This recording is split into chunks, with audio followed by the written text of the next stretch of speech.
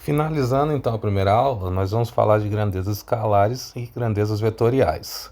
De um modo geral, a essa altura todos vocês devem saber a diferença entre um escalar e um vetor. Então, sempre que eu tiver uma grandeza escalar, eu vou ter algo que é determinado apenas por um número e por uma unidade. E quando eu tiver o vetor, eu vou ter aquelas características que nós já conversamos, né? O vetor vai possuir um módulo, que é o seu tamanho, e direção e sentido, que vão estar associadas com o seu ângulo, θ. A partir disso, fica fácil de pensar o que pode ser um vetor e o que pode ser um escalar. Então,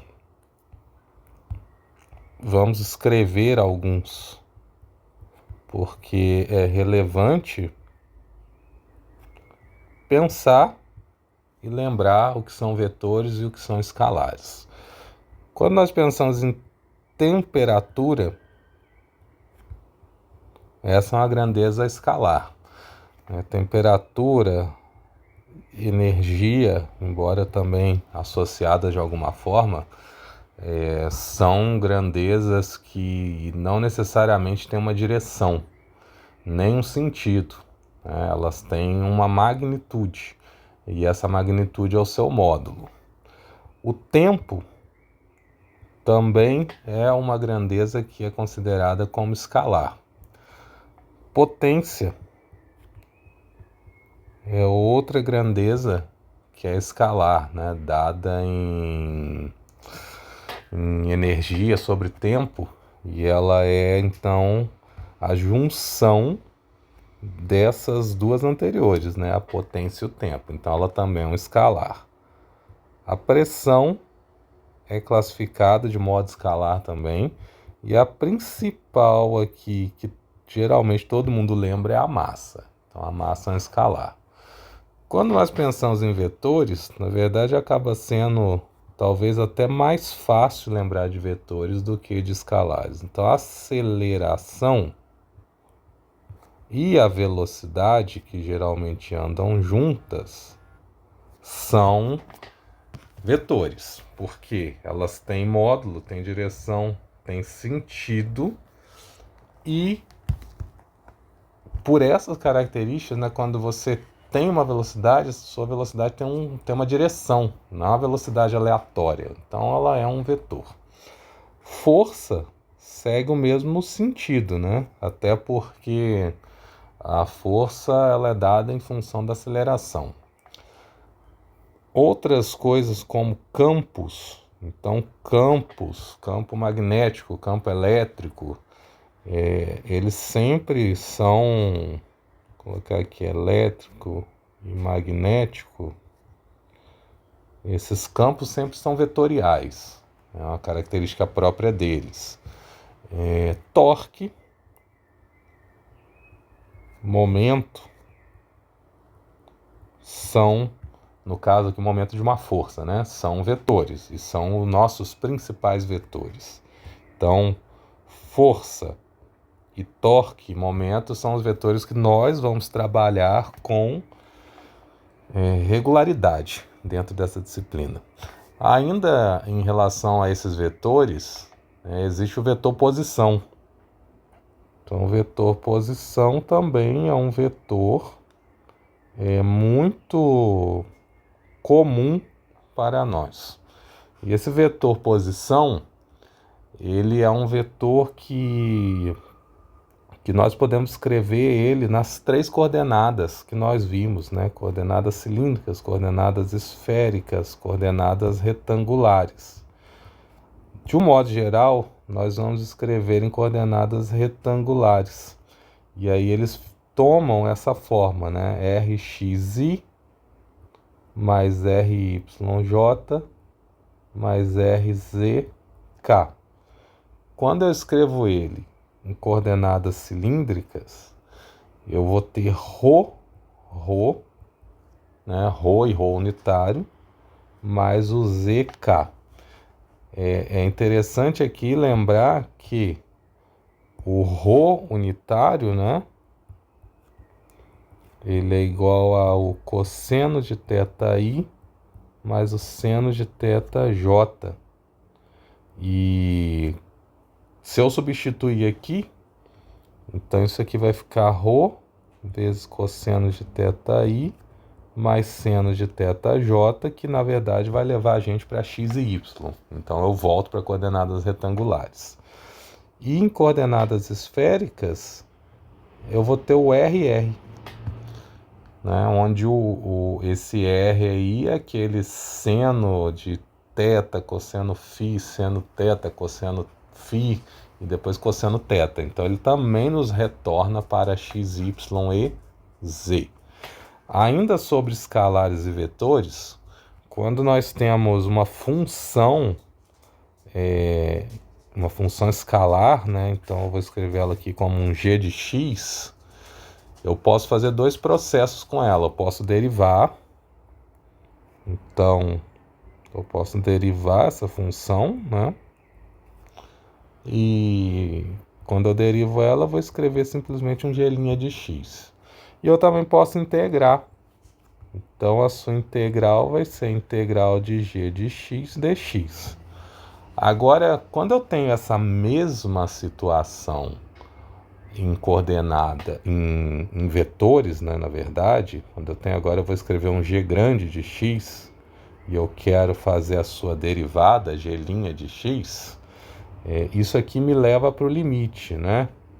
Então, eu tenho aqui que o limite, quando, na verdade, um dr, né, a diferencial da posição tende a zero, eu tenho a função na sua posição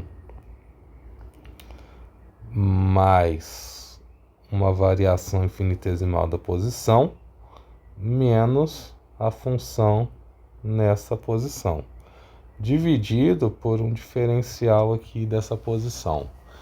Então, o que eu quero mostrar com isso? Que, na verdade, isso passa a depender de posições em eixos diferentes. Consequentemente, essas posições nos levam a uma análise vetorial. Então, a derivada de um vetor é a derivada das suas componentes individuais. Da mesma forma, quando a gente pensa em integração de um vetor, essa integração nos leva, né, a uma integral aqui em x, uma integral em y e uma integral em z. No caso aqui eu estou fazendo uma integração sobre volume, né? Então, uma integral volumétrica, e aí eu vou integrar em cada um das suas componentes. Também é relevante quando a gente olha para esse tipo de situação que eu tenho elementos de volume, né? Eu vou escrever os elementos de volume, mas na verdade a gente tem os elementos de área também. Mas sabendo os de volume, consequentemente nos leva aos de área. E aí nós temos três coordenadas, três sistemas principais, né? Retangular, cilíndrico e esférico. Lembrando que o cilíndrico é uma junção do esférico com o retangular. E como ou melhor, o cilíndrico é uma junção da polar com a retangular. E na coordenada polar ela é bidimensional, então você não tem elemento de volume, você só tem elemento de área. Então os elementos de volume aqui das retangulares seriam a multiplicação dos diferenciais em x, y, z. Deixa eu ver se eu tenho um quadrado. Tem. Então é como se eu tivesse isso aqui, né? Eu tenho um cubinho e tem um cubo grande. Dentro desse cubo eu tenho um outro cubo menor, né? As medidas desse cubo são z, y e x, mas as medidas do cubinho são seus diferenciais, né? dy, dx e dz. Então, quando eu multiplico dy, dx, dz, eu obtenho o volume diferencial, né? O diferencial de volume infinitesimal. A mesma ideia aqui em coordenada cilíndrica, só que agora eu vou ter o ρ de ρ de θ dz. Lembrando que no cilindro eu não vou ter um elemento que é um cubo, né? O meu elemento do cilindro vai ser algo um pouquinho diferente. Vai ser uma... Ver se eu consigo representar isso aqui.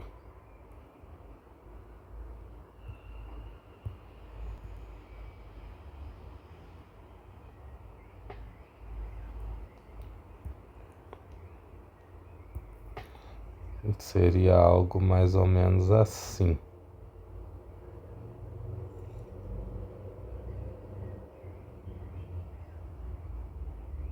Dentro da curva dele, né? Então eu tenho um elemento que depende de um arco, né? E esse arco aí, ele vai ser o ρ de θ. Lembrando que o arco é medido com θr, né? Então ρ de θ. E quando eu tenho as coordenadas esféricas, eu vou ter algo semelhante, só que agora em função de r, né? r quadrado seno de θ d ρ de θ de φ. E aí eu tenho as mesmas situações, só que agora nas coordenadas esféricas eu tenho dois arcos, tá? Eu tenho um arco que é esse aqui que eu desenhei, mas eu tenho um outro arco vertical. Bom, para finalizar, nós temos os operadores...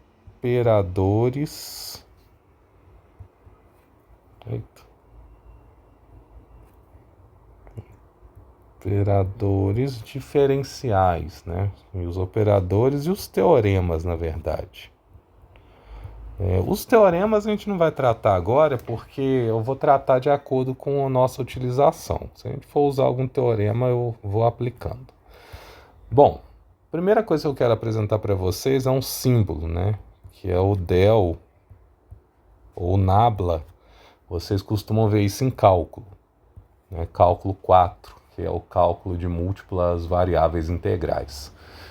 Então, o nabla, ele representa um operador diferencial, que é o I del x mais o J del y mais o K del z.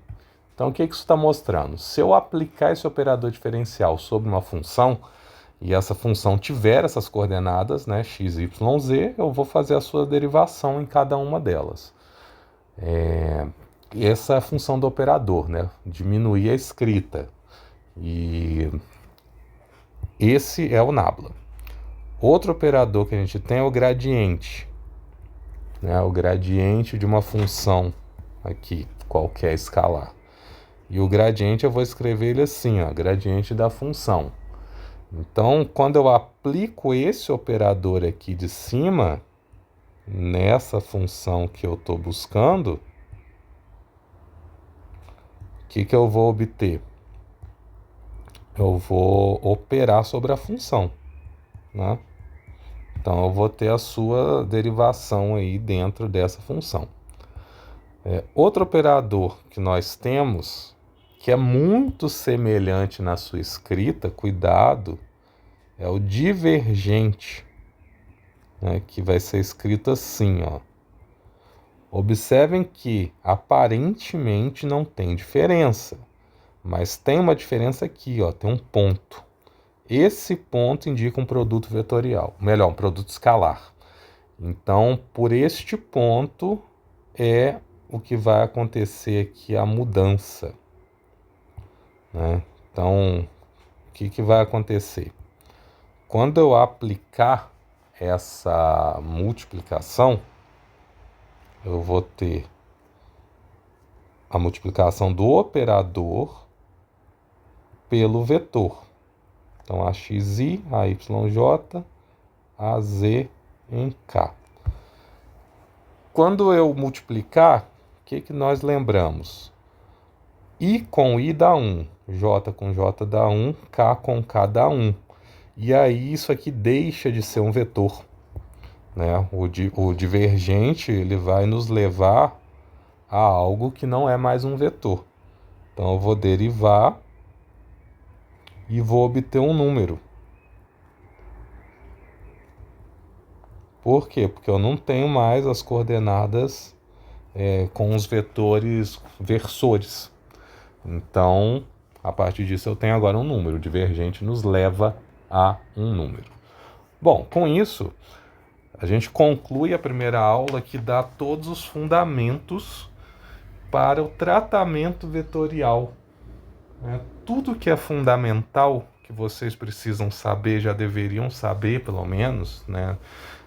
Ou relembrar, está nessas 3 aulas. Então, o que é um vetor? Como que eu trabalho com vetor? Como que eu somo vetor? Como que eu multiplico vetor? Quais são os tipos de sistemas de coordenadas que nós vamos usar? Uma hora eu posso usar polar, outra hora eu posso usar cilíndrica, outra hora eu posso usar retangular. Depende de qual que vai ser o problema que nós vamos resolver e qual vai ser a utilidade. Então, isso daí são coisas que vão variar, né, de acordo com as nossas aplicações. Bom, fundamentado nisso, na próxima aula, nós começamos a tratar dos problemas da engenharia e da estática. E aí nós vamos ver quais são as áreas da estática, no caso, né? Quais são as áreas da mecânica, onde que nós aplicamos, ver os principais temas, né? Os principais conceitos associados com as análises dentro da estática, né? O que é espaço, tempo, velocidade, aceleração, as principais equações, fazer análise dimensional, né? Que é uma coisa assim super relevante, tratar um pouco sobre falhas e resolver alguns exercícios. Então, com isso nós concluímos a aula 1 e em seguida eu vou fazer a próxima aula.